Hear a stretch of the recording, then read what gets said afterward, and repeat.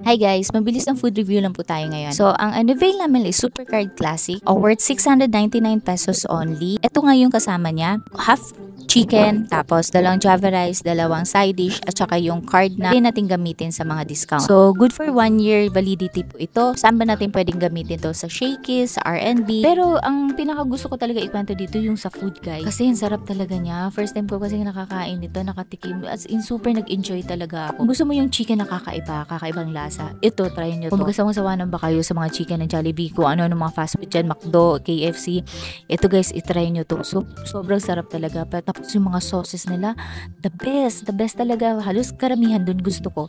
Pero ang pinaka-favorite ko talaga yung white sauce nila. And then, kung sa price naman, hindi sila mahal ha. Hindi rin sila ganun kamura. Kasi ang maganda dito guys, may magsaserve sa'yo. Alam mo, yung restaurant vibe talaga, hindi fast food. Alam mo naman, marami na rin mahal ngayon sa mga fast food, ano? Pero kung ako sa inyo, try nyo to dito. Tapos wala pa silang service charge.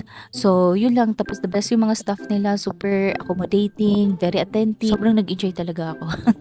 So, yun lang. Thank you for watching.